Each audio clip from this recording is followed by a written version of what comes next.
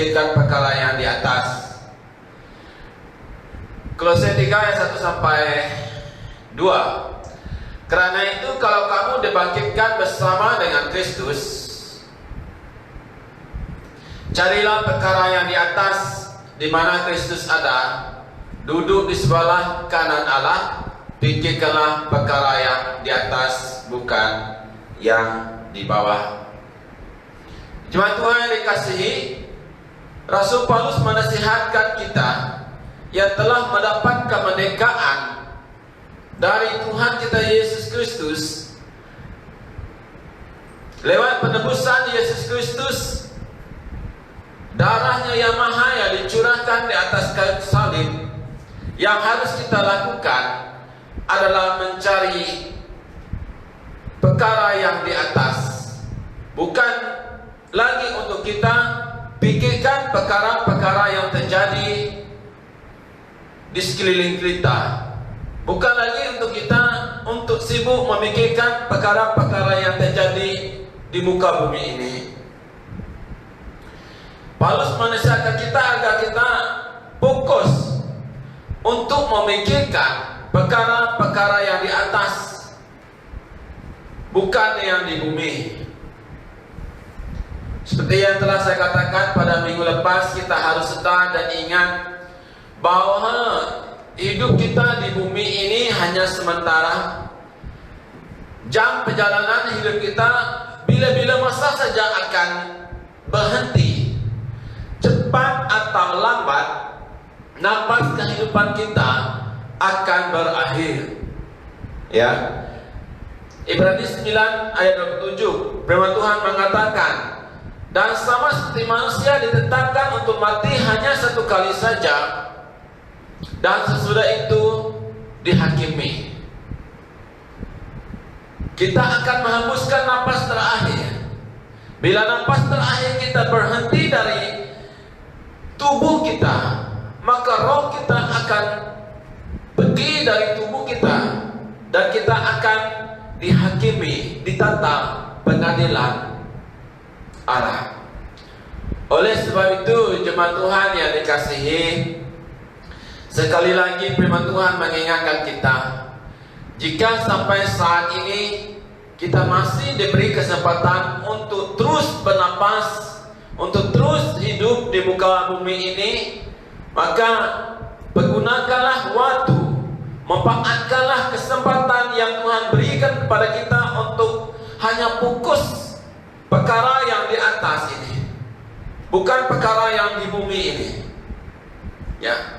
Untuk kita sama-sama fokus perkara yang di atas sebagai umat yang telah ditebus, umat yang telah dimerdekakan, ya kita hendaklah mengubah pola pikir kita.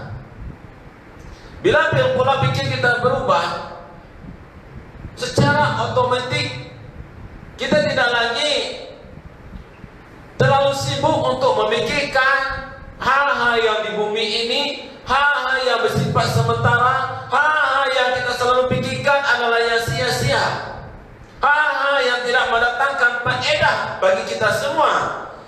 Jika ia tidak mendatangkan faedah bagi kita, berarti hal yang sia-sia yang kita selalu pikirkan, yang kita sentiasa pikirkan selama ini adalah hal-hal yang merugikan diri kita sendiri. Karena hal yang sia-sia yang selalu kita pikirkan menyebabkan hati kita yang bodoh itu menjadi gelap. Ini yang firman Tuhan nyatakan. Hidup kita tidak memuliakan Tuhan. Pikiran kita terlalu sibuk, terlalu kusuk memikirkan hal yang sia-sia, sehingga kita tidak memuliakan Tuhan, sehingga kita tidak tahu bersyukur kepada Tuhan dalam segala hal. Jadi pada pagi hari ini, jemaat Tuhan yang dikasihi, mungkin ya hal-hal yang tidak baik terjadi di dalam kehidupan kita selama ini disebabkan pikiran kita tidak selaras dengan kehendak Allah. Disebabkan pikiran kita terlalu fokus kepada kehendak sendiri. Kita lebih fokus kepada kehendak dunia ini, sehingga kita tidak fokus perkara yang di atas,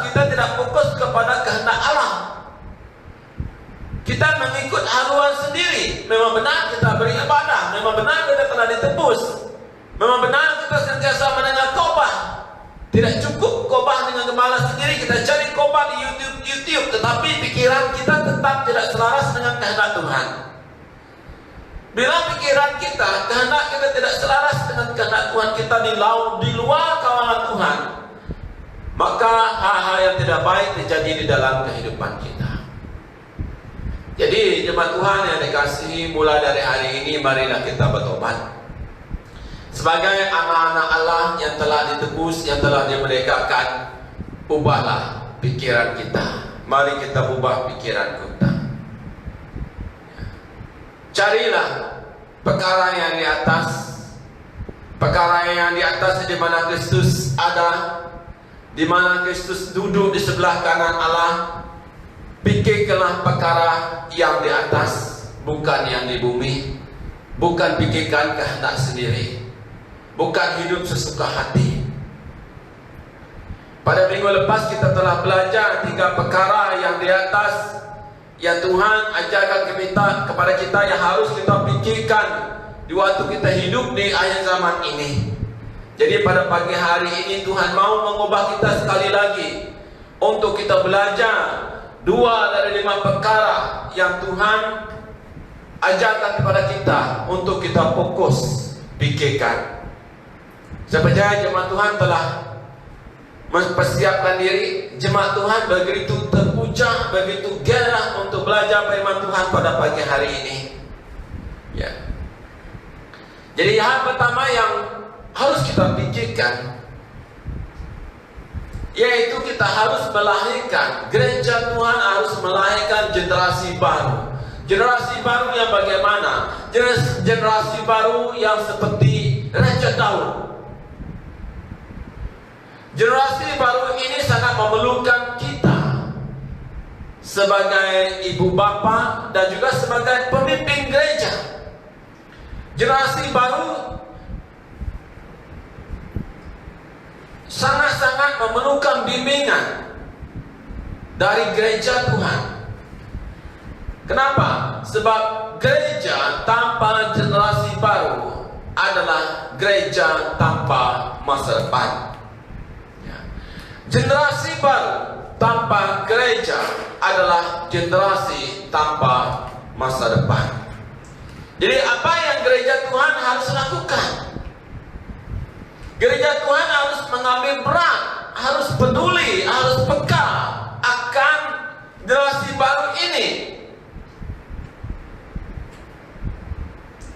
Seperti saya katakan tadi, sebagai gereja dan juga sebagai ibu bapa, kita harus mengambil peran tentang masa depan generasi baru, harus mengambil peran tentang kerohanian generasi baru. Sebagai pemimpin gereja dan sebagai orang tua, kita harus berganding bahu. Kita harus bekerja sama demi masa depan generasi baru ini, sebab mereka adalah generasi penerus bagi masa depan bangsa, negara, dan juga gereja Tuhan. Sedangkan kita selama ini bahwa hari demi hari usia kita semakin menuju ke senja. Bila usia kita semakin menuju ke senja, maka kita semakin tidak berdaya. Tenaga kita semakin berkurangan. Bahkan sampai kita nyanyuk, kita masih mendekat era-era posisi sebagai pemimpin gereja tanpa mau melepaskannya kepada generasi baru. Kepimpinan gereja Tuhan harus dilepaskan kepada generasi baru bila tiba saatnya. Jangan sampai kita tidak dapat melihat, tidak berdaya, kita telah nyanyuk, tetapi kita masih tergila-gilakan untuk menjadi seorang pemimpin. Sedangkan kita selama ini bahwa tidak kurang banyaknya bangunan gereja yang ditutup. Bahkan ada bangunan gereja yang dijual disebabkan kesilapan pemimpin yang tidak melahirkan generasi baru seperti Raja Daud. Begitu banyak gereja yang dibeli dan dijadikan supermarket, dijadikan masjid. Kenapa? Karena kesilapan para pemimpin yang terlepas pandang tidak melahirkan generasi baru seperti Daud. Ini kesilapan yang besar yang tidak harus kita ulangi, yang tidak harus terjadi lagi kepada gereja Tuhan di akhir zaman ini. Makanya jika kita tidak mau hal ini terjadi, maka ubahlah pikiran kita, bukalah pikiran kita, pikirkanlah yang di atas, bukan yang di bumi. Pikirkanlah untuk generasi baru, bukan pikir untuk diri sendiri. Bukanlah pikiran kita seluas-luasnya untuk kita memuridkan dan melahirkan generasi baru seperti Raja Daud. Jemaat Tuhan yang dikasihi, jika kita melihat perusahaan yang besar di seluruh dunia, contoh Apple, mereka menghasilkan, mereka berhasil sebab mereka melahirkan generasi baru. Bukan sahaja perusahaan mereka dapat bertahan, dapat bersaing dengan syarikat-syarikat yang lain, tetapi mereka terus berkembang. Terus berkembang. Di dunia ini setiap serikat aglomerasi mereka berlumba-lumba mencipta handphone baru dengan ciri-ciri yang terkini. Contoh, pada pagi hari ini kita live streaming, ya. Saya gunakan handphone. Kalau dulu handphone mana dapat pakai live streaming, tidak ada kamera. Tetapi sekarang ianya sangat canggih. Ia dapat menjadi kamera, dapat juga untuk buat video dan berbagai lagi. Jadi serikat telekomunikasi mereka sentiasa up to grade, ya, produk mereka. Contoh iPhone yang digambar tertera di slide. Minta maaf jika kami telah berusaha tadi untuk memperbaiki agar slide-nya lebih jelas dan tiada gelombang. Ya. Namun begitu itu tidak menghalangi kita untuk terus beribadah. Contoh iPhone 12, ya, iPhone telah mengeluarkan siri yang terbaru. Jadi iPhone 12 dengan semua konten yang canggih, baik dalam bentuk sistem, dalam program, dalam proses kecepatan download dan upload. iPhone 12 mempunyai koneksi 5G, ya, satu level, satu tingkat lebih tinggi dari handphone yang kita pakai, yaitu 4G. Handphone kita saat ini punya koneksi 4G. Jadi iPhone 12 menyediakan servis yang lebih baik lagi, yaitu koneksi 5G yang lebih cepat lagi. Jadi di dalam dunia digital, upload dan download perlu sangat cepat. Setiap hitungan detik, ya, setiap detik, setiap informasi yang diperolehi mempengaruhi tindakan dan hasil. Hasilnya dalam dunia bisnis. Hal itu dalam dunia bisnis sangat penting. Begitu juga di dalam dunia pelayanan sekarang, sangat penting. Begitu penting. Dalam dunia sekarang kita telah masuk ke era baru, era digital. Jadi itu yang disediakan oleh iPhone. Meskipun, ya, iPhone 12 masih menyerupai iPhone 5, tetapi sistem iPhone 12 di-upgrade, kamera di-upgrade, semuanya di-upgrade. Beberapa hari lepas secara kebetulan membaca bahwa Apple akan mengeluarkan lagi iPhone mereka yang terkini, yaitu iPhone 13. Tidak lama lagi akan dilancarkan. iPhone 13 akan dilengkapi dengan ciri rangkaian satelit Low Earth Orbit (LEO). Seri iPhone 13 ini akan menjadi perintis pintar komersial pertama yang menyertakan ciri LEO. Chip khusus dari Qualcomm akan disertakan pada iPhone 13 bertujuan yang membolehkan penghubungan perintis pintar dan juga satelit di angkasa. Dengan adanya LEO ini, pengguna iPhone 13 yang berada di luar liputan boleh membuat panggilan telepon dengan menggunakan komunikasi satelit. Wow. Jadi apa hubungannya ilustrasi iPhone ini yang saya pakai pada pagi hari ini dengan firman Tuhan? Hubungan iPhone dengan firman Tuhan yang kita pelajari pada pagi hari ini adalah seperti ini. Sifatnya basic, fundamental, dalam sudut pandang yang sedikit berbeda. Sama seperti iPhone 12, modelnya sama seperti iPhone 5. Tetapi direnovasi, diinovasi, dimodifikasi, mengalami perubahan sehingga tidak ketinggalan zaman. Memiliki kecepatan dan berdampak dengan hebat untuk menarik para pelanggan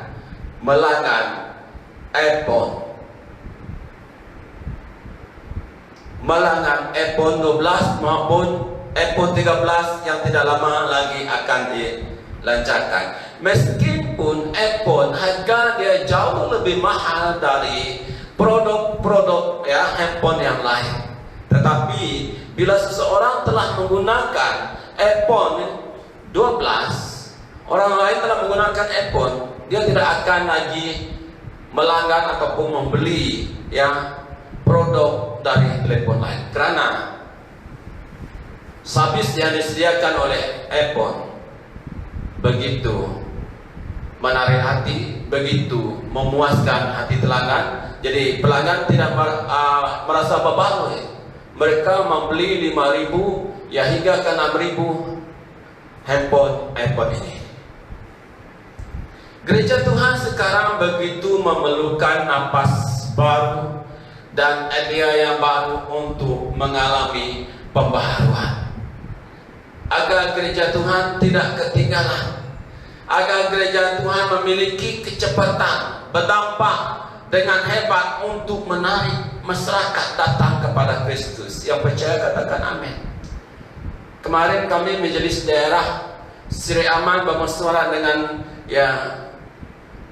ketua daerah BM daerah Kuching dan juga misi penginjilan EJK, misi penginjilan BM oleh Garden, dan mereka juga ada menyentuh tentang hal ini.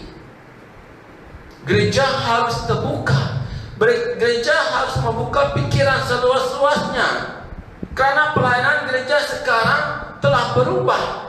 Gereja tidak harus berdiam diri, apatah lagi kita sebagai pemimpin gereja harus terbuka untuk belajar, agar gereja tidak ketinggalan. Gereja Tuhan harus diperbarui dalam pelayanan dengan membuat lebih baik lagi. Gereja Tuhan harus direnovasi, gereja Tuhan harus diinovasi, gereja Tuhan harus dimodifikasi, approach lebih baik lagi. Tetapi beliau tetap sama, tetap firman Tuhan yang menjadi fondasi gereja Tuhan. Di dalam kita mau renovasi gereja Tuhan, di dalam gereja Tuhan harus diinovasi, dimodifikasi, gereja Tuhan harus diapproach lebih lagi dengan lebih baik lagi. pada masa yang sama, gereja Tuhan harus berpegang pada firman Tuhan sebagai dasar gereja Tuhan.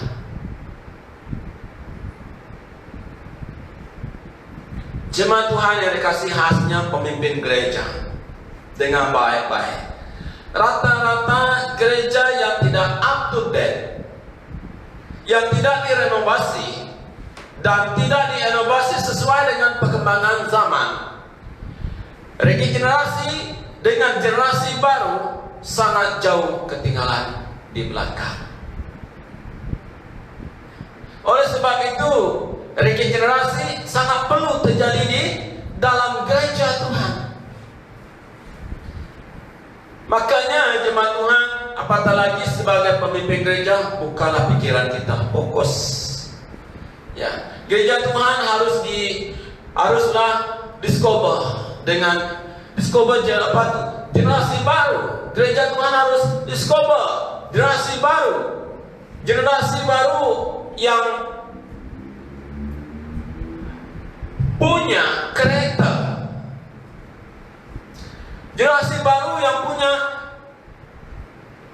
kecekapan, kompetensi, generasi baru yang punya chemistry, ya, harus dibangun dengan gereja baru yang punya culture dengan kita. Itu yang harus dibangun. Chemistry ketinggalan, maaf. Ini yang harus gereja Tuhan lakukan. Setelah itu, setelah gereja generasi baru ya discover, generasi baru harus kita yang kecekapan mereka, kompetensi mereka kita harus discover. Seterusnya apa yang harus kita lakukan? Gereja Tuhan harus develop. Kita harus kembangkan kemampuan generasi baru. Bagaimana kita harus kembangkan generasi baru ini? Dengan kepala mereka. Kepala mereka maksudnya kepandaian mereka. Kepandaian yang Tuhan berikan kepada mereka. Untuk kita develop kepandaian mereka, kita sebagai pemimpin gereja harus menjadi guru kepada mereka, memberi tunjuk ajar kepada mereka, memberi didikan kepada mereka, memberi latihan kepada mereka. Ini sangat perlu bagi mereka. Dan setelah kita memberi tunjuk ajar kepada mereka, memberi didikan dan latihan yang terbaik bagi mereka, agar mereka menjadi pemimpin yang terbaik, gereja Tuhan harus melatih mereka, ya, keterampilan mereka, skill mereka. Sebagai pemimpin kita harus menjadi jurulatih bagi mereka. Mereka sangat memerlukan seorang jurulatih. Kita tahu bahwa seorang pemain bola yang terhebat, punya skill yang terbaik, meskipun mereka pandai, tetapi mereka tetap memerlukan seorang jurulatih. Contoh, Cristiano Ronaldo, Lionel Messi adalah pemain yang terbaik, yang terhebat di dunia. Mereka sangat pandai, punya skill, tetapi mereka, ingatlah, tetap memerlukan jurulatih untuk memimpin mereka, untuk melatih mereka. Tiada pemain yang terbaik yang di dunia ini tanpa memerlukan jurulatih. Begitu juga generasi baru. Makanya generasi baru jangan sombong. Meskipun Anda pandai, meskipun Anda punya skill, meskipun Anda hebat, tetapi Anda sangat memerlukan, pertama, guru, kedua, jurulatih. Sangat memerlukan seorang jurulatih, ya, agar Anda sentiasa menjadi seorang generasi yang hebat dan mantap dan terbaik. Yang percaya katakan amin. Apakah itu cukup? Belum cukup lagi. Yang harus gereja lakukan, ya jangan berpuas hati. Hati mereka ini, generasi baru ini, kereta mereka ini harus dibentuk agar mereka punya hati yang berapi-api untuk Tuhan. Dari itu mereka perlukan mentor. Kita sebagai pemimpin gereja harus menjadi mentor bagi mereka, harus menjadi teladan bagi mereka. Jadi sebagai gereja Tuhan, sebagai pemimpin gereja Tuhan, sebagai seorang ibu bapa, hendaklah kita menjadi teladan yang baik bagi anak. Tunjukkanlah iman yang berkualiti kepada anak. Tunjukkanlah pelayanan yang terbaik kepada anak. Tunjukkanlah kereta Kristus di dalam kehidupan anak. Jangan menjadi orang Kristen yang cengeng, yang punya kereta yang sangat brengsek. Tuntunlah anak-anak kita ke jalan kebenaran Tuhan. Bentuklah hati mereka agar mereka punya hati yang membara untuk Tuhan, roh yang sentiasa menyala-nyala bagi Tuhan. Bila mereka punya roh yang menyala-nyala, punya hati yang membara untuk Tuhan, ya, kita telah menjadi mentor kepada mereka, maka mereka akan menjadi generasi yang takut akan Tuhan. Mereka punya kereta yang serupa Kristus, dan mereka akan dipakai oleh Kristus dengan begitu luar biasa. Mereka akan dipakai Tuhan untuk mengubah dunia. Meskipun mereka hidup sendirian, iman mereka tidak akan goyah. Mereka tidak akan mudah lemah, karena mereka punya hati, punya kereta yang serupa dengan Kristus. Amen. Yang percaya katakan amin. Jadi gereja Tuhan, jika gereja Tuhan lakukan hal ini, ya, dengan memberikan misi yang jelas dan mendedikasikan otoriti kepada generasi baru, dengan baik kata saya, dengan baik firman Tuhan pada hari ini, masa depan yang Tuhan janjikan untuk generasi baru sungguh ada. Firman Tuhan ya dan amin. Tuhan tidak pernah memungkiri janjinya. Janji Tuhan ya dan amin. Gereja Tuhan akan diangkat menjadi kepala. Generasi baru akan diangkat menjadi kepala, bukan menjadi ekor. Saya percaya semua ibu bapa, jemaat Tuhan BM Banas Sleman maupun yang dari gereja lain yang mengikuti live streaming ini, saya percaya Anda mau anak Anda menjadi kepala, bukan menjadi ekor. Sudah tibanya masanya generasi baru diangkat Tuhan menjadi kepala. Ditempatkan Tuhan di tempat yang tertinggi seperti Raja Daud, seperti Yusuf, seperti Daniel. Sudah tiba masanya. Tampuk kepimpinan di dalam gereja juga di luar gereja. Tampuk kepimpinan di dalam kerajaan, sudah tiba masanya generasi baru yang ambil alih. Yang percaya katakan amin. Jadi untuk mencapai sasaran ini, gereja Tuhan harus berani berkorban. Selain kita punya goal, kita punya target, goal kita tidak akan tercapai, sasaran kita tidak akan tepat jika pemimpin gereja, jika jemaat Tuhan, jika ibu bapa tidak berani berkorban untuk generasi baru ini.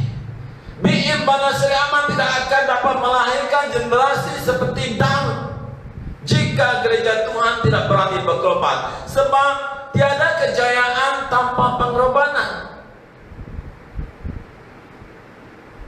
Gereja Tuhan harus berani belajar untuk tidak lagi hidup mementingkan diri sendiri.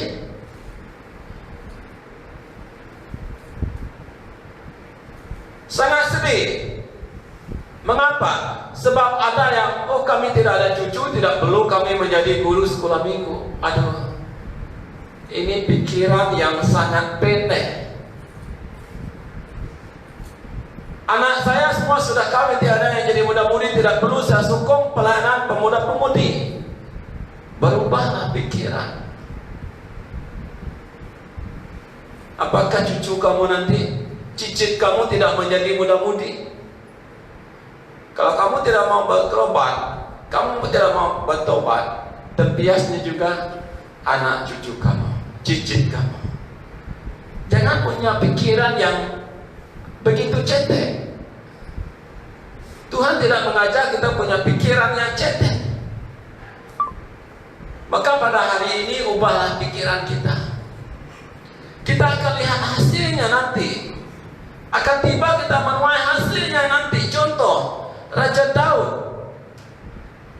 Ketika Daud dalam usia 17 tahun, masih muda, 17 tahun, Daud melawan, Daud berani menghadapi, berani melawan raksasa yang bernama Goliat. Dia bukan hanya berani melawan, tetapi dia dengan keyakinan bahwa dia dapat mengalahkan Goliat. Dan Daud mengalahkan Goliat dengan gilang gemilang. Sedangkan Raja Saul yang tinggi tegap, perawakannya nampak baik, dia bersama askarnya menjadi pengecut, tidak berani menghadapi Goliat. Jadi apa yang ada pada Daud? Dia tiada titel, dia tanpa pengaruh, tetapi dia melangkah dengan iman. Melangkah dengan iman bahwa dia dapat mengalahkan seorang raksasa yang bernama Goliat. Bayangkan, begitu banyak generasi baru sekarang kalah dengan Goliat muda. Kita tidak mau hal ini terjadi dengan generasi baru. Tidak mau hal ini terjadi kepada pemuda-pemudi kita. Tidak mau hal ini terjadi kepada anak-anak kita. Ubahlah pikiran kita.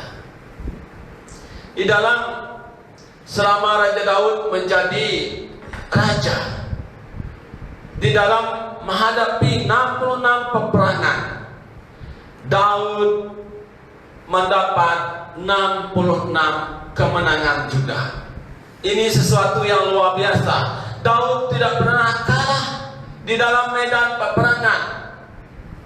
Mengapa? Sebab Tuhan menyertai Daud. Anak kita harus sentiasa disertai Daud, disertai Tuhan seperti Daud.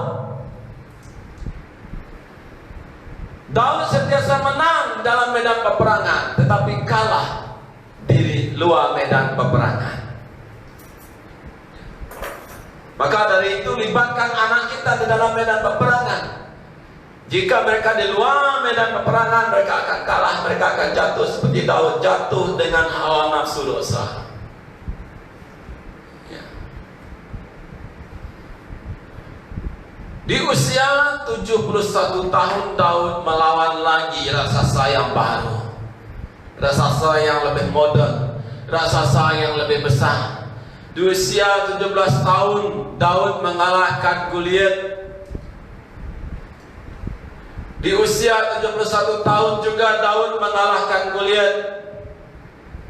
Goliat modern, raksasa modern yang lebih besar, namanya Yezebel. Daud hampir kalah. Tetapi puji Tuhan, sebab ada 4 orang pemuda yang menolong Daud. Mereka menolong Daud mengalahkan juga beberapa orang lagi keturunan raksasa. Ya, kita baca di dalam 2 Samuel 21, 2 Samuel pasal 21 kita baca. Coba kita baca di sana. Kita lihat di usia 17 tahun sudah tua, tapi Daud masih punya kekuatan, kemampuan, punya hati yang membara untuk Tuhan. Di usia 71 tahun juga Daud mengalahkan raksasa muda dengan pertolongan generasi baru. Daud tidak sendirian. Jika Daud sendirian, Daud pasti kalah. Ya. bersama generasi baru, Daud bukan saja mendapat kekuatan, tetapi Daud memperoleh kemenangan. Jemaat Tuhan yang dikasihi, apatah lagi kita sebagai pemimpin gereja. Ya, Mazmur 127 ayat 4 firman Tuhan berkata, seperti anak-anak panah di tangan pahlawan, demikian juga anak-anak pada masa mudanya. Kita sebagai ibu bapa, kita sebagai pemimpin gereja, kita telah menyimpan banyak anak-anak panah di tabung kita. Anak-anak panah ini perlukan curahan pengorbanan dari kita. Curahkanlah hidup kita sepenuhnya kepada generasi muda. Ubah pikiran kita mulai dari hari ini. Marilah kita sama berkorban apa saja demi generasi baru. Ini yang Tuhan beri taruhkan ke dalam hati kita pada hari ini, agar kita tidak leka, kita tidak santai. Sebab bila tiba masanya, anak-anak panah di tabung ini perlu dilepaskan menuju medan peperangan. Mereka yang akan memimpin di dalam medan peperangan, bila mereka memimpin yang telah dipersiapkan dengan baik, sebaiknya, maka generasi baru ini akan memimpin peperangan, memimpin gereja Tuhan di dalam peperangan rohani. Mereka tidak akan takut, mereka tidak akan gentar, dan mereka juga akan memperoleh kemenangan demi kemenangan. Mereka akan dipakai Tuhan menjadi penerobos gereja Tuhan. Saudara sebagai ibu bapa dan juga sebagai pemimpin gereja, dengan baik-baik tantangan yang dihadapi oleh generasi baru pada zaman ini, apalagi di akhir zaman ini, jauh lebih berat, jauh lebih hebat dari tantangan yang kita hadapi pada zaman dahulu. Budaya kita dahulu tidak sama seperti budaya sekarang, sangat jauh berbeda. Generasi sekarang mereka ada gadget yang canggih, kita mana ada gadget. Gadget ini yang dapat menjadi gergasi bagi mereka untuk mengalahkan mereka juga, jika kita tidak mempersiapkan mereka. Sebab itu saya katakan tadi, generasi baru menghadapi tantangan dan cobaan yang jauh lebih besar dari yang kita hadapi pada zaman dahulu. Kita harus peka akan keadaan ini, harus ambil berat dengan keadaan di akhir zaman ini. Dunia sekarang begitu cepat melahirkan raksasa-raksasa yang baru, yang lebih modern, yang lebih besar. Dunia sekarang begitu cepat melahirkan Goliat, begitu cepat melahirkan Isbi-Benob, raksasa-raksasa yang lebih gagah. Dunia sentiasa selalu melahirkan, menghasilkan Goliat dan Isbi-Benob, raksasa yang baru. Jadi, jemaat Tuhan yang dikasihi, apakah kita sebagai ibu bapa, apakah kita sebagai pemimpin gereja telah terpikir untuk membuat perancangan untuk melahirkan Daud-Daud yang berani dan gagah perkasa untuk menghadapi raksasa-raksasa moden, raksasa yang jauh lebih besar dari Goliat? Apakah sebagai ibu bapa dan pemimpin gereja kita telah mempersiapkan generasi baru dengan kebenaran firman Tuhan menjadi dasar yang kuat bagi kehidupan mereka? Apakah hidup generasi baru, coba kita lihat, kita perhatikan anak-anak kita, apakah anak-anak kita rapat dengan firman Tuhan? Ataukah anak kita lebih rapat lagi dengan penyanyi K-pop Korea, pelakon Hollywood, pelakon Bollywood, tanpa rapat dengan Tuhan Yesus? Jika mereka lebih rapat dengan K-pop, dengan artis Korea, dengan artis Hollywood, dengan bintang-bintang film, anak Anda sedang dalam bahaya. Maka itu ubahlah haluan hidup anak Anda. Ubahlah pandangan, pikiran, hati anak-anak. Jika tidak, jangan heran jika anak Anda, generasi baru, terjerumus di dalam dosa. Marilah berkorban. Jika ibu bapa dan pemimpin gereja tidak berani berkorban demi mempersiapkan generasi baru dengan kebenaran firman Tuhan, tidak memuridkan untuk melahirkan dan menghasilkan generasi Daud yang baru, secepat dunia melahirkan, menghasilkan raksasa-raksasa yang baru, yang lebih muda dan lebih besar, jangan heran jika gereja Tuhan hidup dalam kekalahan. Jangan heran jika anak-anak Anda, pemuda-pemudi, hidup penuh dengan hawa nafsu. Tahukah Anda, saya sebagai gembala Anda, sebagai pastor Anda, saya tidak takut dengan pandemi COVID-19. Bukan saya sombong. Ada hal yang lebih saya takuti dari pandemi COVID-19. Yang lebih bahaya dari pandemi COVID-19 ataupun Predator. Apa itu? Yang saya sangat takut bila saya melihat ibu bapa tidak fokus perkara yang di atas untuk membangun iman anak-anak mereka. Tidak kisah, tidak peduli dengan kerohanian anak-anak. Tidak memperlengkapi anak-anak dengan kebenaran firman Tuhan. Begitu lalai, tidak memimpin anak-anak di jalan kebenaran, mengabaikan pertemuan-pertemuan orang percaya tidak sesuai dengan kebenaran firman Tuhan. Ini yang lebih saya takuti. Ini yang membuatkan masa depan anak-anak hancur. Jangan terkejut jika suatu hari nanti melihat generasi menjadi orang yang pengecut seperti Raja Saul, seperti bala tenteranya. Jangan terkejut. Raja Saul tidak berani menghadapi Goliat, tetapi begitu berani mengejar Daud tanpa putus siang dan malam. Begitu berani melawan Daud. Jangan sampai anak-anak seperti itu beribadah tetapi hidup tidak takut akan Tuhan. Takut melawan musuh, tetapi berani melawan sesama sendiri.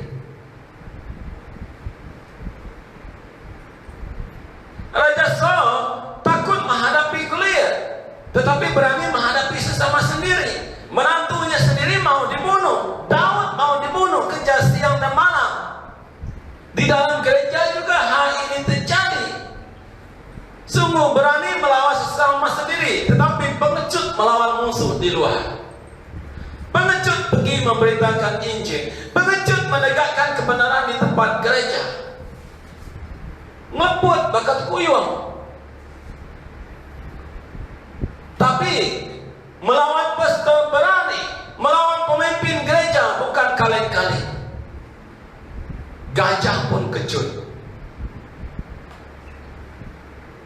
Makanya gereja Tuhan harus sedar.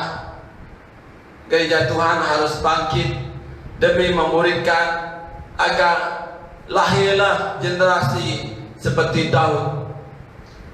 Generasi yang berani, generasi yang gagah perkasa, generasi yang tidak mudah gentar, generasi yang tidak mudah mundur menghadapi raksasa-raksasa modern. Remember, dan transformasi akan terjadi saat Daud yang baru muncul, yang muncul dengan penuh keberanian, yang muncul dengan penuh dengan keperkasaan, yang berani berhadapan musuh di dalam medan peperangan rohani. Ini yang Tuhan mau gereja Tuhan lakukan. Jadilah seperti Elisa yang memegang musuh, yang mengarahkan ke jendela timur Yerusalem, dan Raja Yes yang masih muda menarik musuh anak panah itu, lalu melepaskan anak panah itu ke Yerusalem.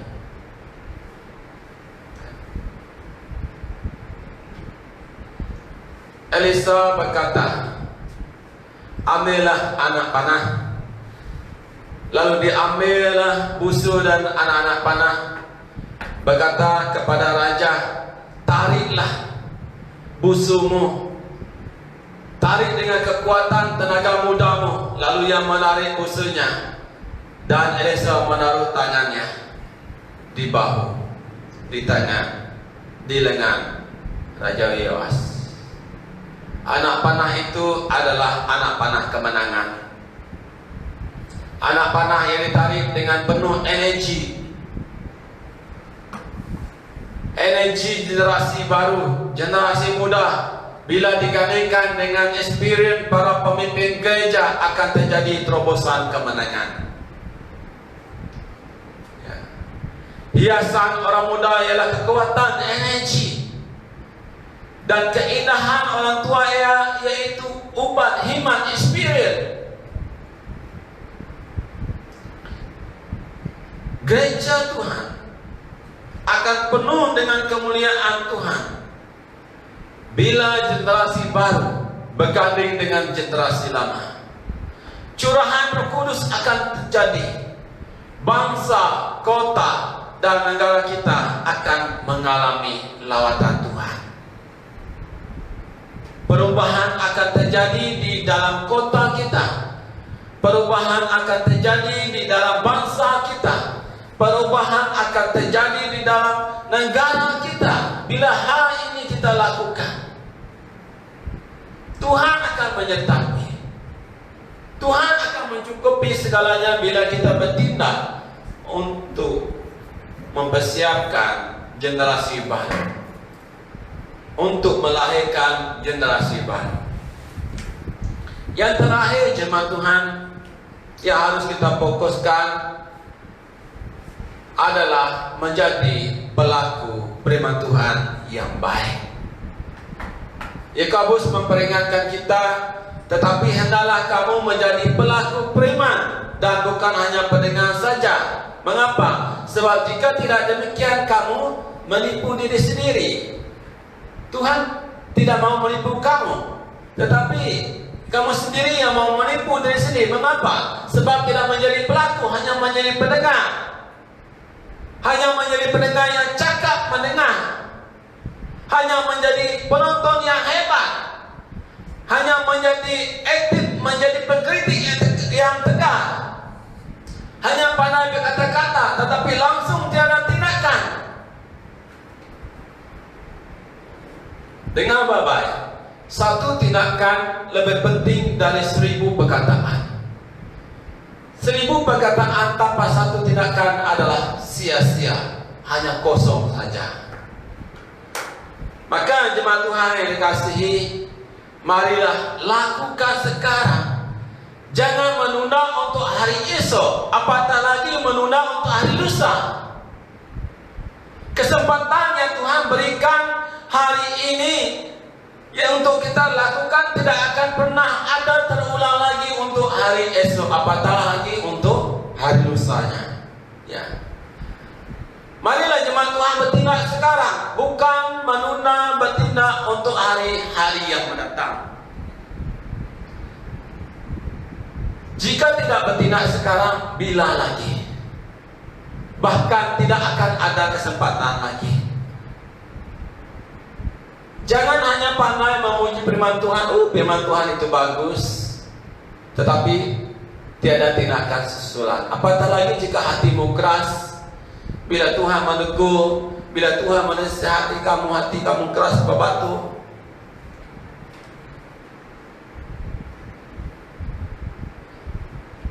Lagilah mati imanmu.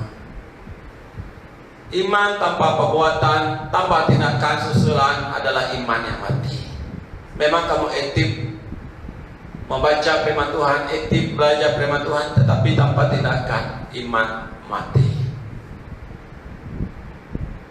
Dan jangan pula menjadi seorang yang sangat pakar mencari alasan untuk tidak melakukan firman Tuhan. Marilah bertindak dengan iman. Jangan menunda-nunda apa yang harus kita lakukan untuk hari ini. Kepercayaan yang Tuhan berikan kepada kita hari ini. Tidak perlu tunggu duit sampai puluhan ribu baru kita mau melakukan. Jika tidak yang sedikit ini kita tidak melakukannya, yang puluhan ribu pun kita tidak dapat lakukan. Bukan tunggu ada itu, ada ini baru kita mau melakukan, baru kita mau bertindak. Miliki iman yang mau bertindak. Laut Merah dan Sungai Yordan tidak akan terbelah tanpa tindakan iman. Kota Yeriko tidak akan rubuh tanpa tindakan iman. Buli-buli tidak akan penuh dengan minyak tanpa tindakan iman. Api tidak akan turun dari langit membakar mesbah tanpa tindakan iman. 2 ikan dan 5 roti tidak akan ada lebihan 12 paku tanpa tindakan iman. Semuanya adalah karena iman. Tindakan dari iman orang percaya. Dengan baik-baik jemaat Tuhan, Tuhan tidak mencari orang yang bijak pandai. Tuhan tidak mencari orang yang hebat, orang yang terpintar di dalam dunia untuk melakukan pekerjaannya. Oh, Tuhan tidak mencari orang yang sangat mampu, tetapi Tuhan mencari orang yang available, orang yang mau, orang yang punya hati yang besar. Tuhan mencari orang yang punya komitmen, hati yang berani bertindak. Ini yang Tuhan cari. Tuhan akan memberi kemampuan lewat kuasa Roh Kudus yang ada di dalam diri kita. Tuhan sentiasa memberi urapan yang baru bagi Tuhan kita, dan Tuhan akan menempatkan gandingan tim yang sesuai, yang tepat, yang solid bagi kita. Seperti mana Musa, Tuhan memanggil Musa, Tuhan telah menyediakan Harun, tim yang solid bagi dia. Di mana di dalam penjara, bila kuasa Tuhan dinyatakan, siapa yang berganding di sana?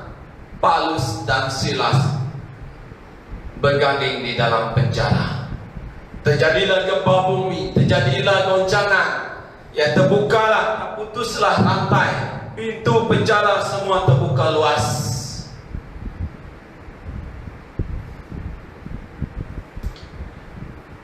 Sekali lagi firman Tuhan memperingatkan kita, lakukanlah sekarang, atau kita tidak akan pernah dipakai Tuhan dengan luar biasa, atau kita tidak akan pernah mengalami kuasa Tuhan.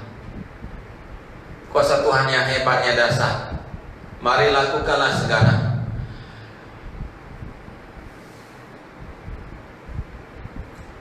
Bila kita melakukan dengan tim yang telah Tuhan tempatkan, digandingkan dengan kita, tim yang solid, kita akan menuju ke sasaran kita, menuju goal kita, kita menuju ke kejayaan kita. Ya, together everyone achieve more. Kita akan menikmati kuasa Tuhan, menikmati berkat Tuhan, menikmati kejayaan demi kejayaan. Kita akan dipakai Tuhan melakukan pekerjaan-pekerjaan yang besar, bahkan pekerjaan yang lebih besar yang Yesus lakukan di dunia ini.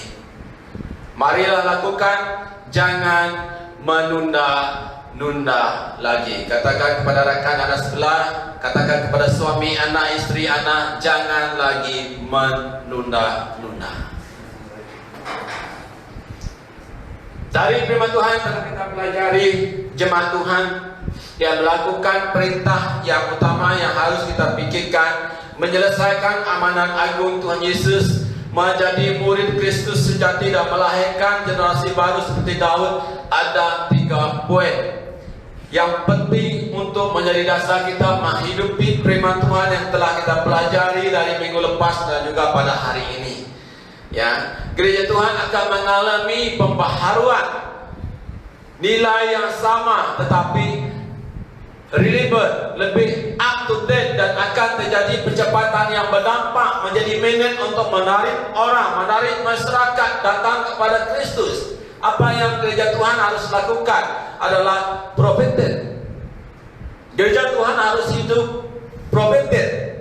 Gereja Tuhan manusia roh yang sedang hidup di muka bumi ini dari debu tanah. Tuhan kumpulkan lalu membentuk manusia. Tuhan memberikan hembusan nafas hidup ke dalam hidung dari debu tanah yang dibentuk oleh Tuhan, maka hiduplah debu tanah itu menjadi manusia, menjadi saya dan Anda. Demikianlah manusia itu menjadi makhluk hidup. Dengan baik, gereja Tuhan, kita berasal dari Roh Allah. Katakan kepada suami istri anak kita, kita berasal dari Roh Allah. Gereja Tuhan akan kembali dengan tubuh yang penuh dengan kemuliaan. Prophetic artinya memulai semuanya dengan doa.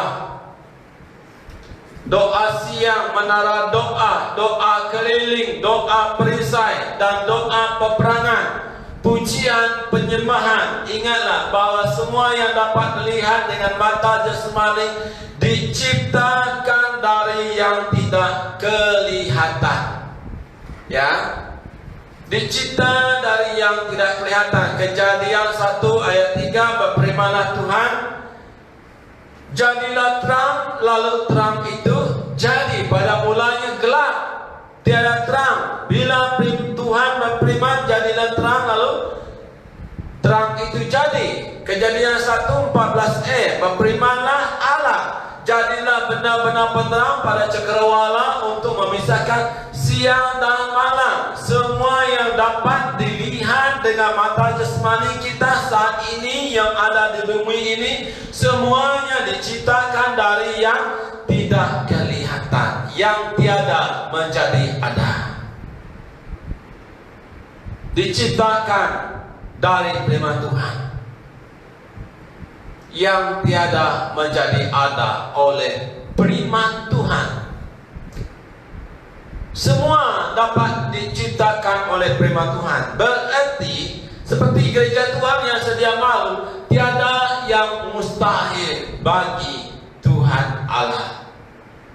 Makanya gereja Tuhan jangan takut, jangan gentar. Mulai dengan prophetic, bawa dalam doa puasa, naikkan pujian dan penyembahan. Allah sanggup menyatakan kuasanya untuk mengadakan mujizat. Maka gereja Tuhan akan dipakai untuk menjadi alat Tuhan melakukan terobosan demi terobosan. Dan yang kedua untuk menjadi dasar adalah apostolik. Kisah Rasul 1 ayat 8.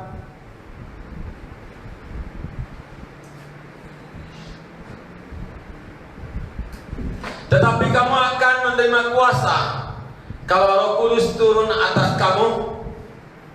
Coba perhatikan, adakah Roh Kudus turun atas kita? Adakah Roh Kudus turun atas keluarga kita, atas istri, anak kita? Tetapi dalam Kisah Rasul 1 ayat 8, tetapi kamu akan menerima kuasa kalau kuasa Roh Kudus turun atas kamu, dan kamu akan menjadi saksiku. Tujuan utama Roh Kudus turun ke atas kita adalah untuk menjadi saksi. Saksi siapa? Saksi Kristus. Di mana? Di Yerusalem. Yerusalem di mana? Yerusalem adalah keluarga kita. Setelah keluarga kita, kita menjadi saksi Kristus dalam keluarga kita dan di seluruh Yudea. Yudea di mana? Kota tempat tinggal kita. Di situ kita harus menjadi saksi. Dan seterusnya yang ketiga, Samaria. Samaria di mana? Kuasa kita. Kemudian Tuhan akan memakai gerejanya menjadi saksi sampai ke ujung bumi. Saya percaya semua kita telah menerima kuasa Roh Kudus. Jadi jika kita telah menerima kuasa Roh Kudus, pergilah menjadi saksi Kristus dari Yerusalem, dari Yudea dan Samaria, dan sampai ke ujung bumi.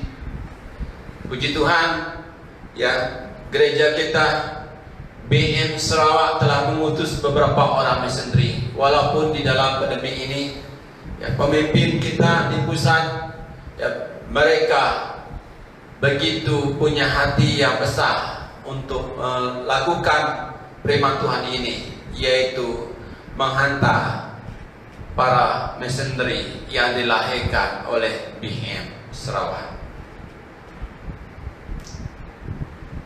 Artinya gereja Tuhan wujud bukan untuk diri sendiri. Ingatlah pemimpin gereja, ibu bapa, jangan hanya menjadi gereja yang wujud untuk diri sendiri.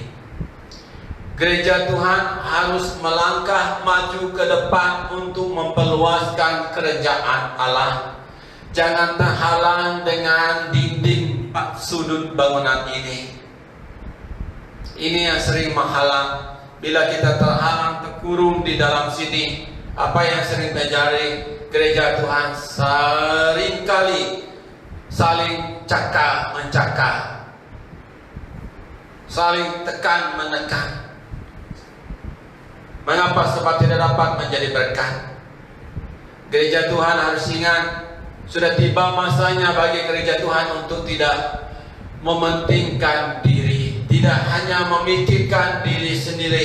Mata, pikiran, dan hati gereja Tuhan harus besar untuk menangkap misi dan misi Tuhan. Setelah menangkap misi dan misi Tuhan, lakukanlah misi dan misi Tuhan.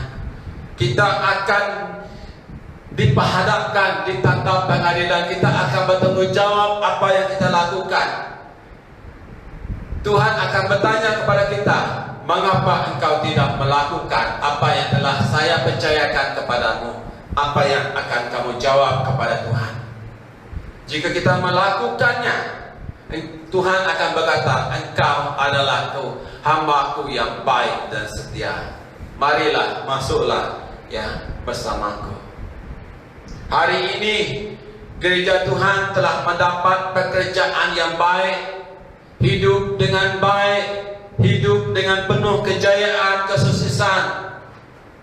Allah sangat rindu untuk gereja Tuhan, anak-anak Tuhan kita, ya, jemaat Tuhan. Allah sangat rindu untuk kita sebagai gereja Tuhan menikmati segala berkat yang Tuhan curahkan, limpahkan di dalam kehidupan kita. Tuhan tidak pernah menahan berkat-Nya untuk kita yang telah ditebus, yang telah diselamatkan, yang telah dimerdekakan lewat kematian Yesus Kristus. Tetapi Tuhan tidak mau berkat itu tersekat, terhenti di tangan kita, di dalam keluarga kita.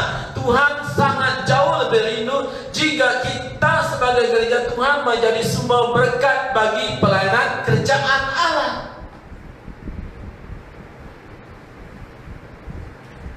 Hana berdoa minta seorang anak kepada Allah. Allah menjawab doa Hana, dan Hana melahirkan seorang anak, diberi untuk pelayanan kerajaan Allah. Setelah semua yang besar, semua yang diberi untuk melayani di rumah Tuhan, apakah berkat Tuhan terhenti hanya setelah semua lahir? Tidak. Hana meminta untuk ada seorang anak, tetapi kemudian setelah semuanya dilahirkan, ya, setelah semuanya lahir dari rahim yang pada mulanya tertutup, maka lahirlah beberapa orang lagi anak. Tuhan menyinahkan Hana sehingga dia mengandung dan melahirkan 3 orang anak laki-laki dan 2 anak perempuan, 5 orang anak. Maaf, slide tidak dapat ubah.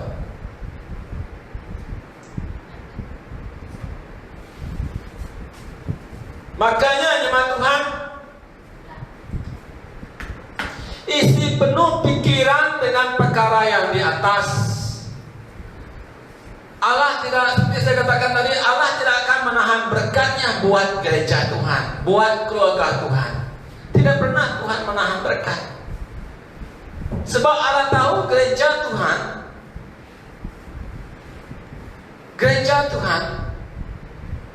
Lebih banyak lagi lewat berkat dicurahkan, gereja Tuhan dipakai menjadi saluran berkat. Lebih banyak lagi jiwa yang akan menikmati, menerima, mengalami, menikmati kasih Allah dari gereja Tuhan. Sebab itu Tuhan tidak pernah menahan berkatnya. Dari talenta yang Tuhan berikan kepada kita yang sedikit, seperti Hana yang menerima semua anak yang seorang, dia tidak menyayangkan anaknya yang seorang.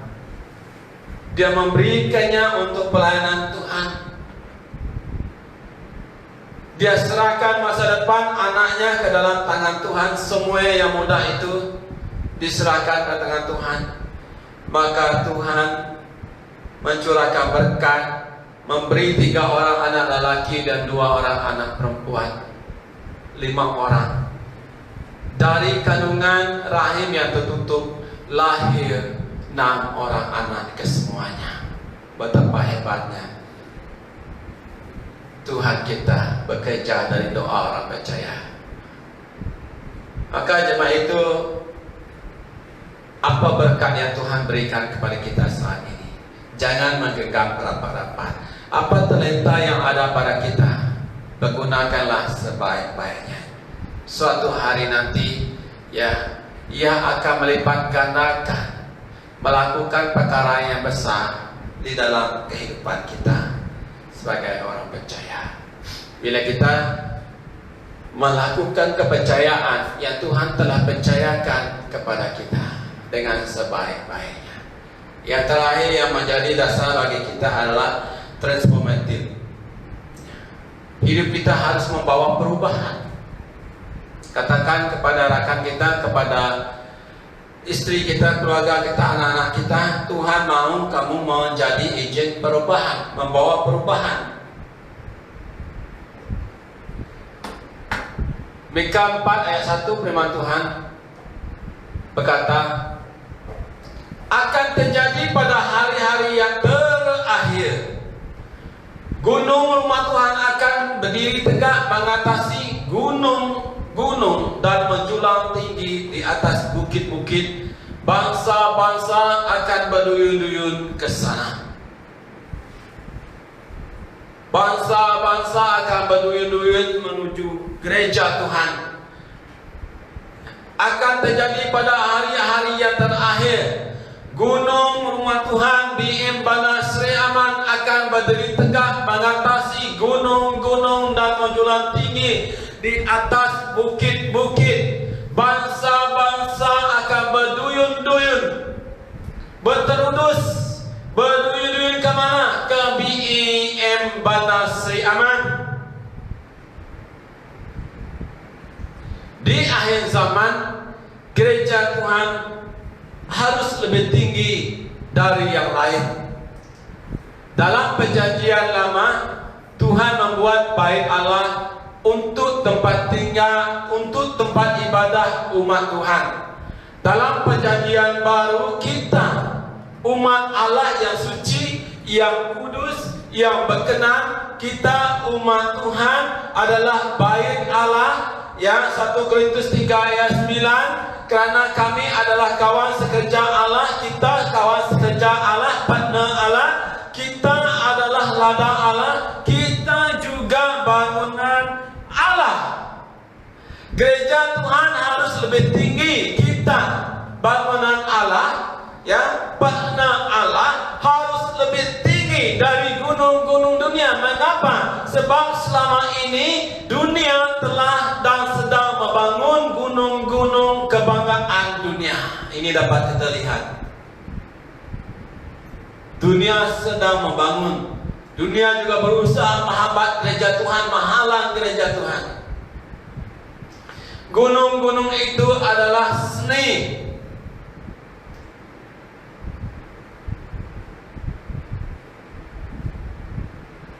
Anak Allah harus ada di tempat ini, seni.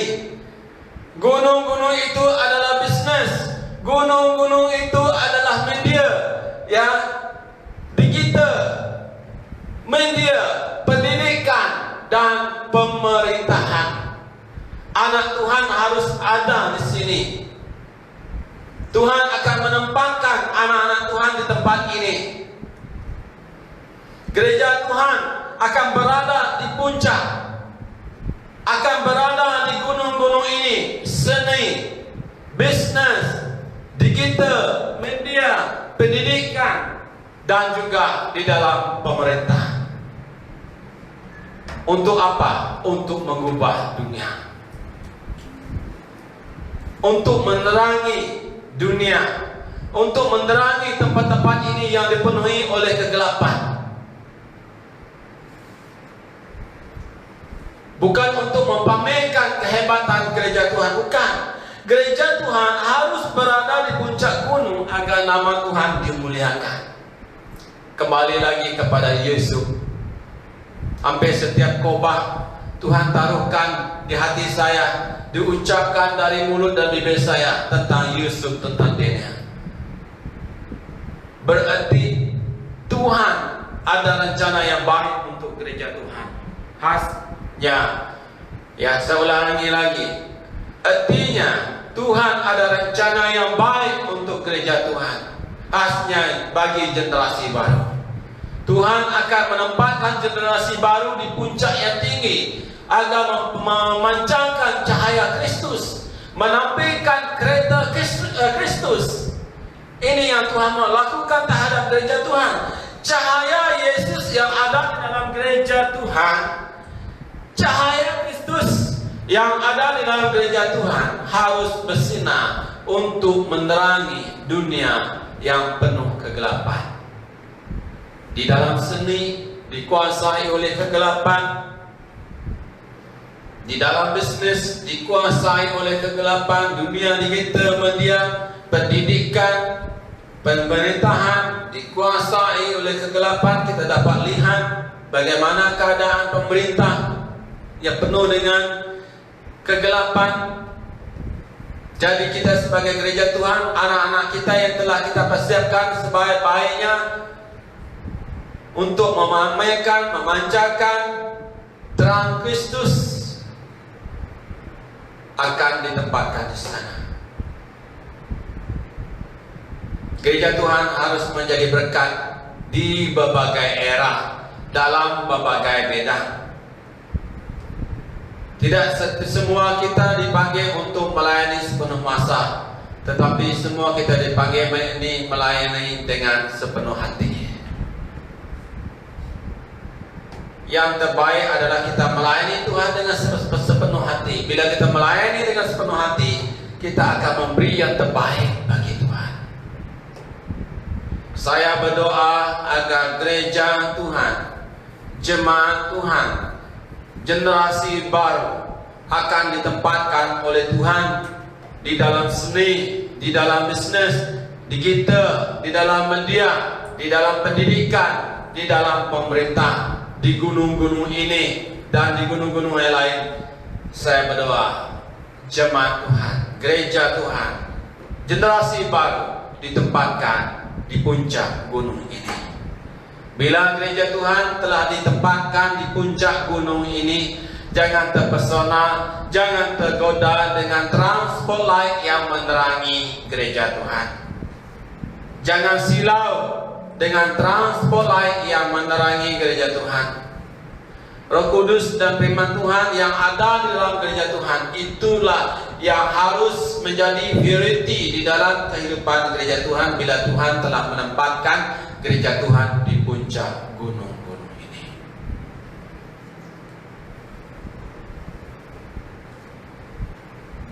Jemaat Tuhan yang dikasihi, pada pagi hari ini kita telah menyambung pelajaran firman Tuhan pada minggu lepas. Kita harus fokuskan, pikirkan perkara yang di atas dengan melakukan perintah yang utama. Menyelesaikan amanat agung yang Tuhan Yesus telah percayakan kepada kita.